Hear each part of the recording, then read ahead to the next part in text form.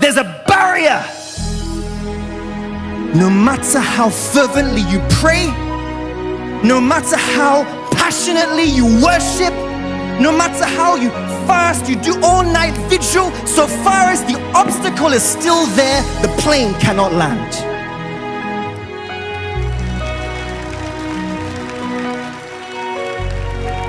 Many of us start running from one place to another, trying to find solution, not knowing that the problem is within us. We have not removed the obstacle. There's still an obstruction. There's still something blocking us. And we're busy going to this church, going to that church, going to this crusade, going to that crusade. Before you know, you get anointed water here, you get anointed oil here, you get anointed pajama here, you get anointed underwear here. What other anointing do you want?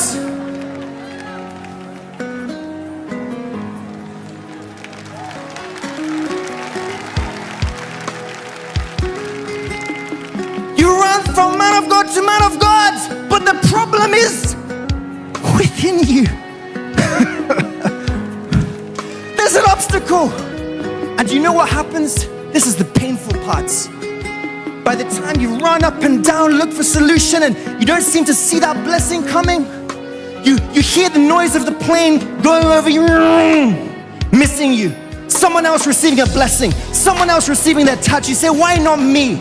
You begin to look at God in a bad light. Perhaps He doesn't love me. Perhaps he loves this person more than me. Perhaps my sin is too much that He cannot forgive. And what happens when you look at God in a bad light and frustration comes and desperation comes? Before you know it, you will find yourself being deceived. Just imagine, you that are looking to remove the obstacle, by the time in that frustration, in that desperation, someone says, let's go here. You go there and you find yourself in the house of a spiritualist, where you are touched by someone who's not supposed to touch you, where you taste what a Christian is not supposed to taste. Rather than removing the obstacle, you only seem to increase it.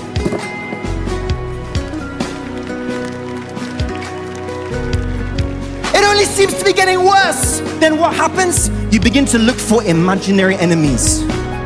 That's my aunt cursed me when I was young. She is the cause.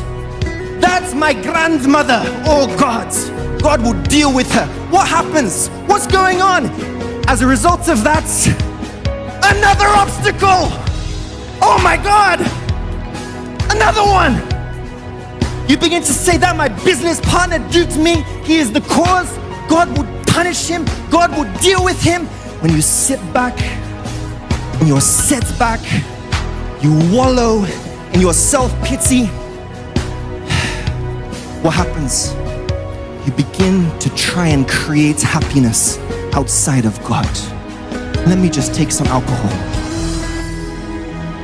As you take the alcohol, what happens? What happens? What happens? Another one!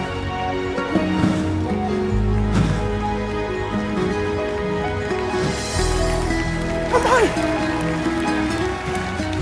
And you want the plane to land? You want God to come with His cargo of blessings, peace, joy, abundance, all the promises in the scriptures. You want them to be released unto your life, but your heart is filled with obstacles. Maybe this is offense. You've not forgiven that person that offended you last year, and you're here in the church today. God bless me. God heal me. God deliver me. God set me free.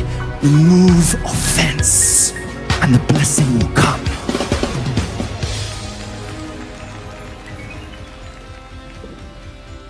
What am I trying to say, brethren?